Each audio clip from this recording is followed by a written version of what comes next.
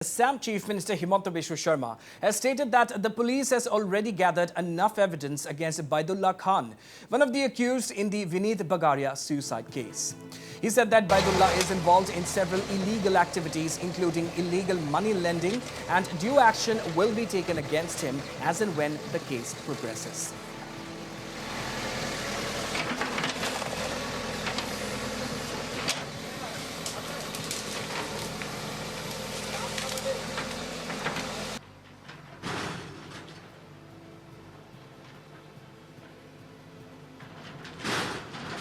Baidullah Khanor jimankhini kusti ase guteikhini police porikha koribo teo money lending business otu ase hudot toka die jitu ain mote kibo nuare ami jitu sadharon bhashat kabuliala buli kau teo tar kam kore gundami kore অবৈধ ভাবে brick cleaning চলাই আছে গতিকে তেওঁৰ গুটেইখিনি কুস্তি বা গুটেইখিনি তেওঁৰ যিমান জীৱনটোৰ বিষয়ে যিমানখিনি জানিব লাগে গুটেইখিনি পুলিচে ইতিমধ্যে সংগ্ৰহ কৰিছে আৰু আজি যি হৈছে এটো ফাৰ্স্ট ইনষ্টলমেন্ট বেসিছত চৰকাৰে ব্যৱস্থা লৈ থাকিব। And it may be mentioned here that the Dibrugarh district administration cracked the whip on those accused, taking cognizance to bulldozer justice. As you can see on your screens, authorities today demolished Baidullah Khan's house this morning. And it may be mentioned here that Chief Minister Himanta had lambasted the Dibrugarh police for negligence in handling the case. The Dibrugarh police, instead of adhering to Chief Minister Sharma's call for a people-friendly policing, even did not respond to repeated complaints filed by the family of the deceased against the accused. And meanwhile, Special DGP GP Singh also spoke on the eviction and destruction of Baidullah's property. Listen in. जिमानखिनि Baahubali আছে তেওঁলোকৰ য'ত G property আছে সেইবোৰ আমি assessment কৰিছিলো local এডমিনিষ্ট্ৰেচনক লগত লৈছিলো যে তেওঁলোকে যেটো প্ৰপাৰ্টি গঢ়িছে এইখিনি বাহুবলী হিচাপে গঢ়িছে নে তেওঁলোকে নিয়ম অনুসৰি কৰিছে হেইটোত আমি যেতিয়া এনালাইজ কৰিলো ডিস্ট্ৰিক্ট এডমিনিষ্ট্ৰেচনৰ লগত তেতিয়া দেখিলো যে বহুতখিনি নিয়ম মানি চলা নাছিলে এটো আনলফুল হিচাপে আমি ডিস্ট্ৰিক্ট এডমিনিষ্ট্ৰেচনৰ পৰা গম পাইছিলো হিমতে ডিস্ট্ৰিক্ট এডমিনিষ্ট্ৰেচনে তেওঁলোকক নোটিছ দিলে নোটিছৰ কোনো সদুত্তৰ নপোৱা কাৰণে আজি এটো ডিস্ট্ৰিক্ট এডমিনিষ্ট্ৰেচনে এভিকশন কৰিছে আৰু আইনগত যিখিনি ব্যৱস্থা ল'ব লাগে হেতু লৈছে। And GP Singh also said that the accused Baidullah Khan has been found to be involved in illegal money lending as well. Investigation of hetu saisilu aru tenekwa kiba tene beaini kaam ase jetut Baidullah Khan ne Baidullah Khanor nisna aru manu kori ase neki hetut ami analysis kori dekhisu je teoloke kisu eta cartel nisna bonaye beaini bhabe money lending or business u korise he money lending or business or uproto ami suku disu aru tenekwa jodi ami pau je korbat illegal money lending জোৰ জবস্তি কৰা বুলি আমি দেখা পাওঁ তেতিয়া আমি further যিখিনি action লব লাগে এইখিনি লম recovery of unlawful money lending is always by force money lending or business আৰু ফাইনান্সিয়াল হাৱালা ট্ৰানজেকশনৰ যিখিনি আমি ষ্টাডি কৰিছো অল ওভাৰ দ্য কান্ট্ৰি তাত দেখিছো যে এনেকুৱা যিখিনি মানুহ মানি লেন্ডিং কৰে নে তেনেকুৱা বিজনেস কৰে এওঁলোকে যেটো পইচাটো একত্ৰ কৰে সেই পইচাটো প্ৰায়ভাগ ক্ৰিমিনাল এক্টিভিটিত নহলে এন্টি ন্যাশনাল এক্টিভিটিত লগোৱা হয় সো এইখিনি আমাৰ নেক্সট টাৰ্গেট হ'ব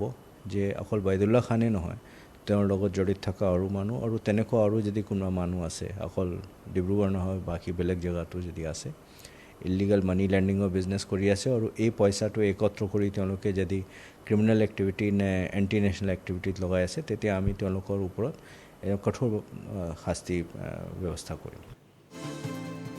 And meanwhile, DGP Bhaskar Jyoti Mahanta also came out in defense of Assam Police in the Dibrugarh suicide case. Talking on the matter, DGP Mahanta said that this is a one-off incident and does not reflect the overall failure of the police. He said that barring the one such incident, the police has helped many people in such cases. He also said that police was not the reason behind the depression of the victim, which ultimately led to his suicide. He, however, said that such an incident must not happen again and the police must ensure that. And meanwhile, Northeast Live caught up with Vineet Bagaria's father, who welcomed the bulldozing of the main accused's house, but also said that strict action must be taken against others who are also responsible for the suicide of his son. He also blamed the Dibrugarh police for the incident. The victim's family, however, thanked Chief Minister Himanta Sarma for prompt action in the case. मेरा सरकार से यही कहना है कि आप जो accused है उनके लिए जो कर रहे हैं करिए, लेकिन जो उस एक्यूज्ड के पहले उनसे ज्यादा बड़े एक्यूज्ड है उनके ऊपर में भी पहले आप एक्शन लीजिए, उसके बाद में उन पर तो करना ही आपको कार्रवाई। मुख्यमंत्री साहब के लिए तो मैं सिर्फ इतना ही कहना चाहूंगा कि वो भगवान है, इस धरती में वो भगवान के रूप में आए हैं और हम लोग जैसे आदमी, गरीब आदमी लोग के घर में भी वो आए हैं, इतना समय दिए हैं और अपने एडमिनिस्ट्रेशन की तरफ से 3 बार उन्होंने माफी मांगी और वो बहुत शर्मिंदा हुए, बहुत ही ज्यादा शर्मिंदा हुए। और वो जो कुछ भी उन्होंने कहा और उन्होंने जो एसपी और डीसी साहब को भी मेरे सामने और जो भी यहाँ में मेहमान बैठे हुए थे उनके सामने में उनको कहा, शायद मैं अपने घर के नौकर को भी वैसी बात नहीं कर सकता जैसी बात उन्होंने उनको कही पब्लिकली। तो वो बहुत ही तकलीफ में थे कि उनका एडमिनिस्ट्रेशन उनके राज्य में उनके शासनकाल में 1 साल के इस तरह की घटना हुई, उससे वो बहुत ज्यादा शर्मिंदगी महसूस कर रहे थे। उनसे मुझे कोई गिला शिकवा नहीं है।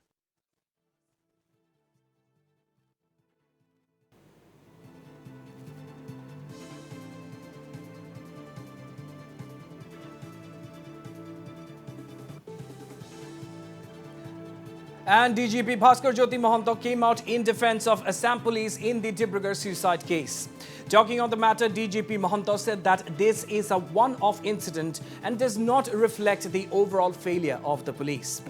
Mahanta also said that barring one such incident, the police have helped many people in such cases. He also said that the police was not the one responsible for the depression of the victim, which ultimately led to his suicide. He, however, also added that such an incident must not happen again and police must ensure that. যিকোনো জায়গাতে এনেকুৱা ঘটনা হৈছে, বহুত জায়গাতে হৈছে, পুলিচে মাতি আনিছে, কেতিয়াবা এইটো ঘটনা এটা ব্যতিক্ৰম হৈ পৰিলে, এনেকুৱা ঘটনা এটা হৈ গ'ল। এনেকুৱা ঘটনাবোৰ বা কেতিয়াবা কাজিয়া হয়, কোনোবা এজন অলপ মানে ডিপ্ৰেশ্যনলৈ গুচি যায়, এনেকুৱা ধৰণৰ ঘটনা হয়। তাত পুলিচে বহুত ঘটনাত ৰোধো কৰিছে। এটা ঘটনাত ডিব্ৰুগড় পুলিচে কামটো কৰিছিলে, কিন্তু ডিপ্ৰেশ্যনৰ কাৰণটো পুলিচ নাছিলে তাৰমানে। গতিকে যায় কি নহওক, এনেকুৱা ঘটনা যাতে পুনৰাবৃত্তি নহয়, অসম পুলিচ তাৰ কাৰণে যত্নপৰ হ'ব।